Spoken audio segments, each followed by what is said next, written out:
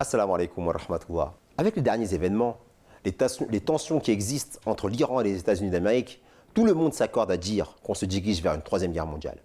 Mais comment en est-on arrivé là? Si nous analysons les siècles récents de façon impartiale, nous constaterons que les guerres qui y figuraient n'étaient pas réellement des guerres religieuses, mais plutôt des conflits de nature géopolitique. Aujourd'hui, nous observons la même chose. Les conflits et hostilités entre nations naissent d'intérêts politiques, territoriaux et économiques. Et c'est un constat dressé par le calife de l'Ahmadiyya il y a maintenant près de 10 ans. Quels sont les conseils qu'il a donnés, le calife notamment, aux États-Unis par le passé? Eh bien, le calife leur a dit, dans une humble requête, en s'adressant à eux et à tous les autres dirigeants du monde, qu'au lieu d'utiliser la force pour réprimer les autres nations, d'avoir recours à la diplomatie, le dialogue et la sagesse. Il dit dans cette missive que les grandes puissances du monde, dont notamment les États-Unis d'Amérique, se doivent de jouer le rôle qui est le leur en vue d'établir la paix. Ils ne devraient pas utiliser les agissements des petits pays comme prétexte pour troubler l'harmonie du monde. Les États-Unis et autres grandes puissances ne sont plus les seuls à posséder des armes nucléaires. En effet, des pays relativement petits possèdent eux aussi des armes de destruction massive. Aussi, dois-je vous prier encore une fois de vous efforcer de faire tout ce qui est en votre pouvoir pour empêcher les puissances grandes ou petites de déclencher une troisième guerre mondiale? Il ne devrait y avoir aucun doute possible dans notre esprit que si nous échouons dans cette tâche, les effets et les répercussions d'une telle guerre ne se limiteront pas aux seuls pays pauvres d'Asie, d'Europe et des Amériques.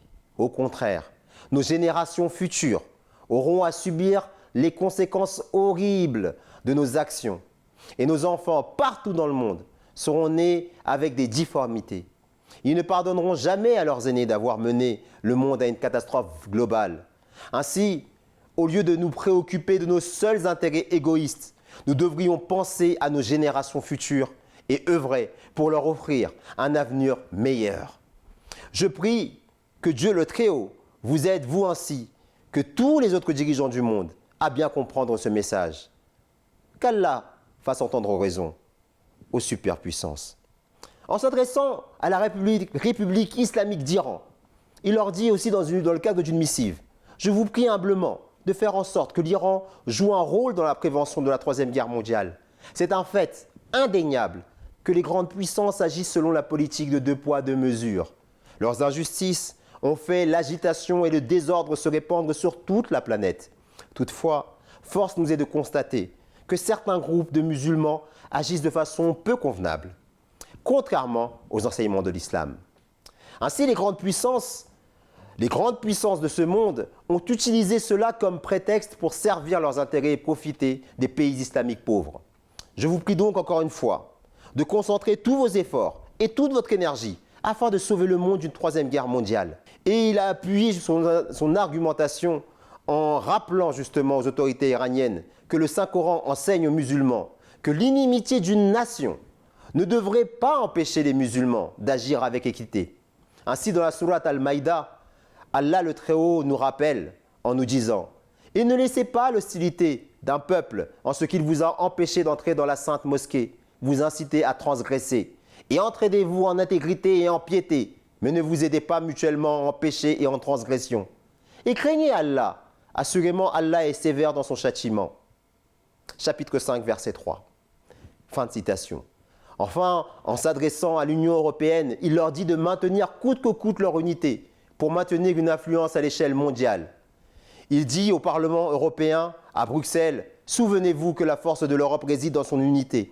Cette unité ne vous sera pas seulement avantageuse ici en Europe, ce sera aussi un moyen pour ce continent de maintenir sa force et son influence à l'échelle mondiale. Et du point de vue de l'islam, nous devons nous efforcer d'unir l'humanité entière. Le monde doit s'unir en ayant une seule monnaie.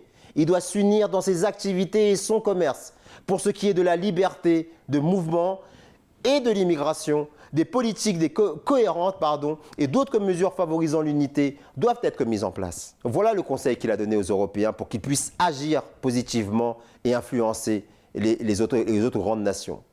Donc pour ce qui est de la liberté de mouvement et de l'immigration, des politiques cohérentes et d'autres mesures favorisant l'unité doivent être mises en place. Ensuite, en écrivant aux autorités israéliennes, il cite à la Bible. Je cite, « Tu n'auras pas dans ton sac 2 poids différents. un grand et un petit. Tu n'auras pas dans ta maison deux épha différents, un grand et un petit. Tu auras un poids exact et juste. Tu auras un épha exact et juste, afin que tes jours soient prolongés sur la terre que l'Éternel, ton Dieu, te donne. Car quiconque fait ces choses, quiconque pratique l'iniquité, est en abomination à l'Éternel, ton Dieu. Deutéronome 25, 13, 16. Les dirigeants du monde, et en particulier vous, devez enrayer la notion de la gouvernance par la force et devez cesser d'opprimer les faibles. Au contraire, œuvrez pour répandre et promouvoir la justice et la paix.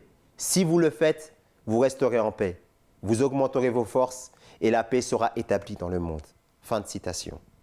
Enfin, notre bien-aimé calife nous dit régulièrement au cours des khutbahs, au cours des sessions de questions-réponses avec les différentes délégations qui viennent le voir, il nous dit régulièrement de nous réformer, en étant persuadé que si les Ahmadis se réforment et prient en toute sincérité, une véritable compassion pour l'humanité naîtra dans nos cœurs qui sera la cause de l'acceptation de nos prières. Cela pourrait attirer la grâce divine et l'humanité pourrait être sauvée comme Allah épargna le peuple de Jonas quand ce dernier s'est repenti. Qu'Allah nous permette d'agir en conformité avec les paroles bénies de notre bien-aimé calife pour que nous-mêmes et l'humanité tout entière soient sauvés de la catastrophe. Qu'Allah fasse qu'il en fasse ainsi. Wassalamu alaikum wa rahmatullahi ta'ala wa barakatuhu.